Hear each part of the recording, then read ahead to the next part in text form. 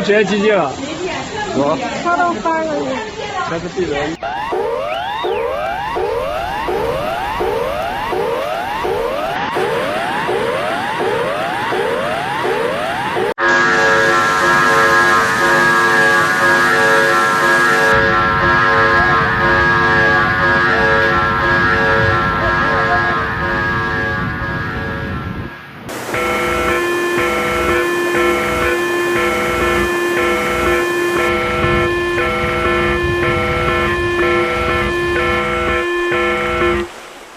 Guangxi has endured one of its worst flood seasons in recent years. Continuous rainfall over the past several months has caused severe flooding in many counties and cities, disrupting transportation systems, damaging infrastructure, and forcing thousands of people to evacuate. In several areas, local authorities reported the highest water levels in decades, with rivers overflowing their banks and reservoirs pushed beyond warning thresholds. The hardest hit areas include Luzhou, Guangzhou, and Zhengzhou.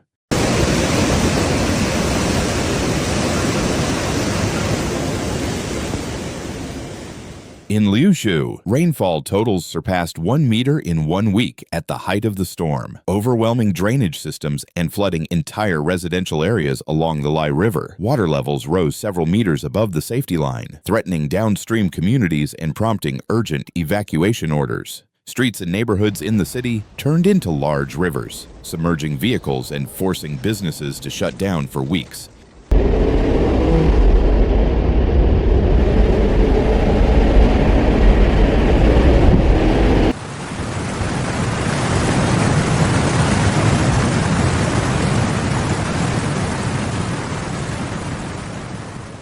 Agricultural lands surrounding the city were also completely flooded, raising significant concerns about crop losses. Crops like rice, corn, and vegetables were heavily damaged, directly affecting livelihoods in the coming months. The flooding not only caused damage to agriculture, but also destroyed vital infrastructure such as bridges, roads, and public buildings. In coastal areas like Zhengzhou and Beihai, the flooding was compounded by record-breaking short-term rainfall events. Some townships recorded over 200 millimeters of rain in just 1 hour, overwhelming flood defenses and producing flash floods that tore through villages. Local authorities reported significant disruptions to port operations and damage to fishing communities, while inland roads connecting rural counties to urban centers were cut off due to flooding and landslides. Emergency services struggled to restore mobility, with many areas remaining accessible only by boat or helicopter.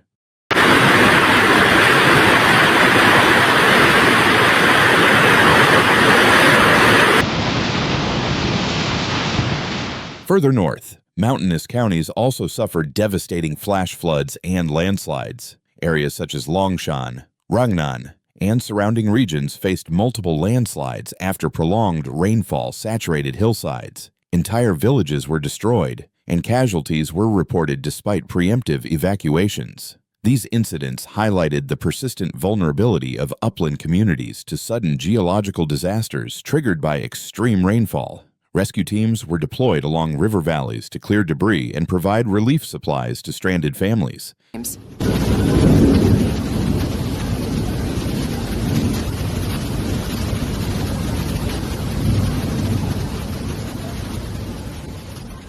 Although recovery is expected to take months, economic impacts are already being assessed. Agriculture has suffered extensive losses with rice paddies, cornfields, and vegetable plots submerged for days. Farmers have reported widespread livestock losses, especially in low-lying grazing lands. Small enterprises, especially those dependent on tourism in areas like Guangzhou, also reported steep declines as attractions were closed and visitors evacuated.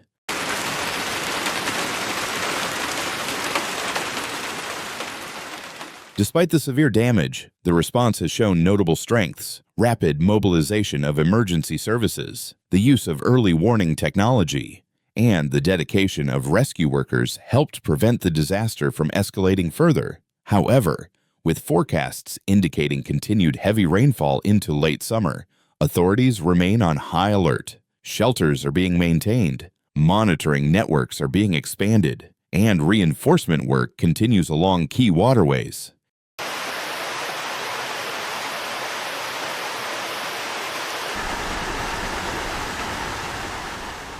The floods in Guangxi this year serve as a clear example of the growing challenge posed by extreme weather phenomena in southern China. The combination of record-breaking rainfall, fragile terrain, and densely populated river valleys created conditions for widespread devastation. As recovery begins, the region faces a dual task: rebuilding the devastated communities while also preparing for future floods that may come with even greater force. For the millions of people in Guangxi, resilience has become not just a goal, but a necessity.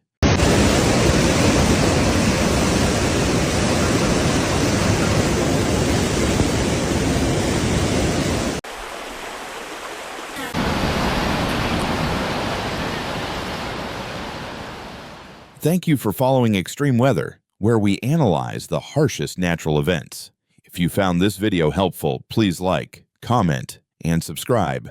Your support helps keep this channel running. Be sure to click the bell so you never miss a clear and timely report. Note that some footage in this video may be used for illustration purposes and may not accurately reflect the event described. See you in the next video. Stay informed. Stay safe.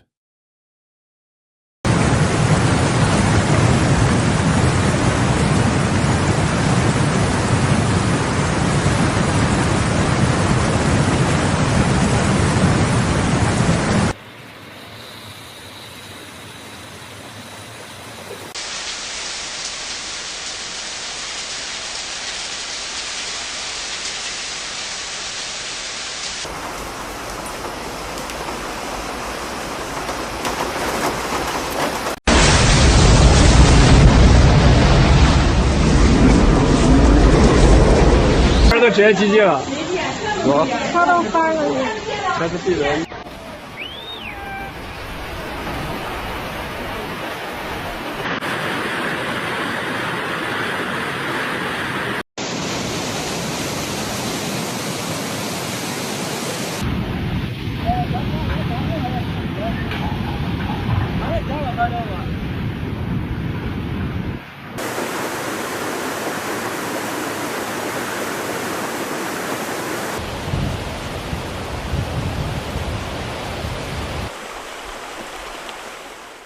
Nature doesn't send us warnings, but we can. Floods, earthquakes, wildfires, and storms are striking harder and faster than ever before. By subscribing, you are not just watching, you are joining a movement to stay alert, stay informed, and helps others to do the same. Hit the subscribe now because the next disaster won't wait, and neither should you. Be ready and be aware.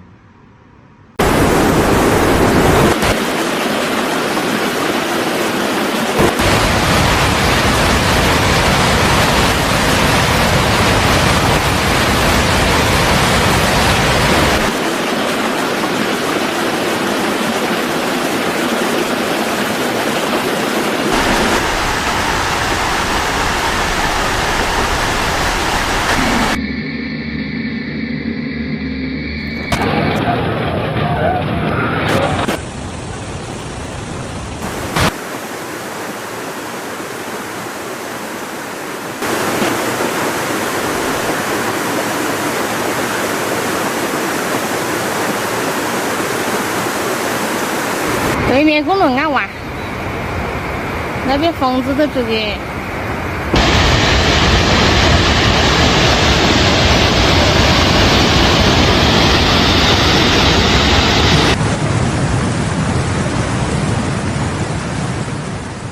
This was not just rain, it was a relentless downpour, battering streets, homes, and the entire infrastructure, overwhelming every surface it touched.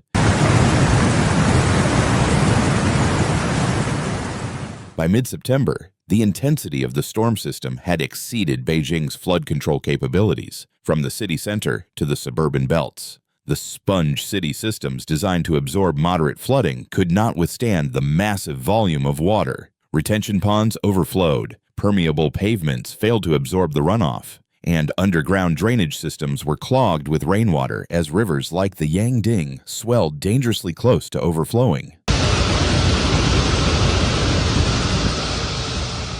Across 25 monitored rivers, water levels had surpassed safe limits. Chaos unfolded on the streets within minutes. Underpasses turned into water traps. Subway entrances became gushing wells, flooding platforms and halting all transit. Vehicles were abandoned in rising waters, which climbed above curbs in minutes and continued to rise.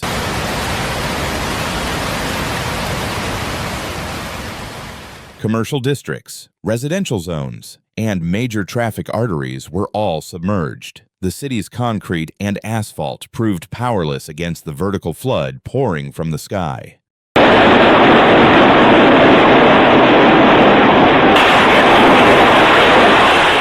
Beyond the urban grid, the mountains surrounding Beijing were affected in a different way.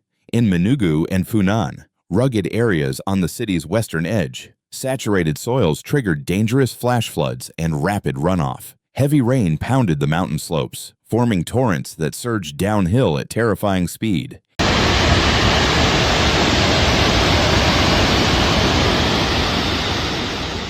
Natural streams swelled into full-blown torrents, feeding directly into already overburdened city channels. What made this flood even more devastating was not only the sheer volume, but also the speed. Short, intense bursts of rain, ranging from 30 to 70 millimeters, created gaps in the city's drainage system, with nowhere for the water to go. It simply rose, turning low-lying districts into shallow lakes.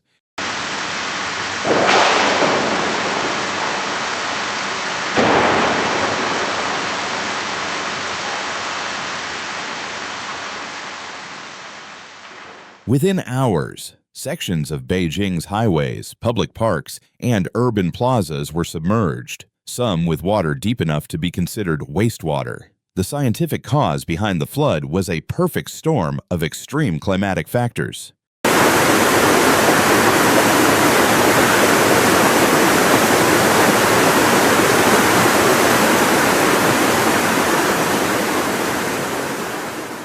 A prolonged heat wave had warmed the city's surface and lower atmosphere, creating ideal conditions for severe thunderstorms. Warm, moisture-laden air trapped over the capital triggered clouds that dumped massive amounts of water in a very short period. The combination of high ground temperatures and saturated skies turned Beijing into a funnel for atmospheric moisture.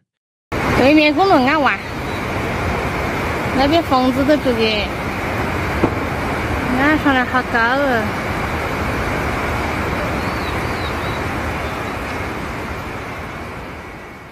Emergency measures were deployed swiftly, but pushed to their limits. A Level 4 flood alert was activated at the very start of the event. Drainage teams worked around the clock with water pumps, yet struggled to keep pace with the enormous volume of water.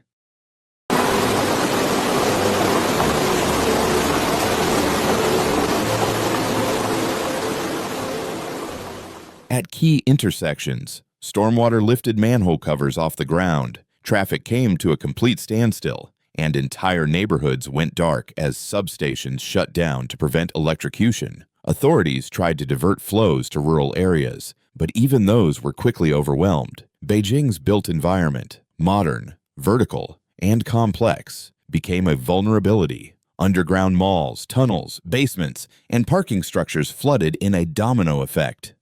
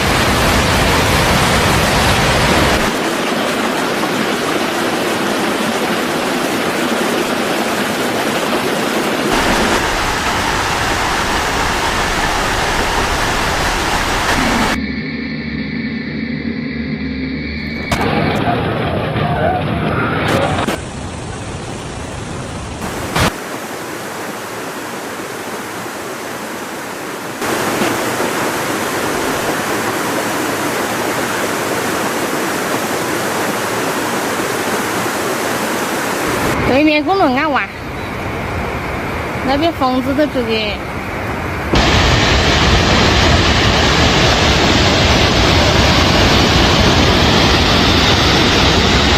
The clock, but could barely keep pace.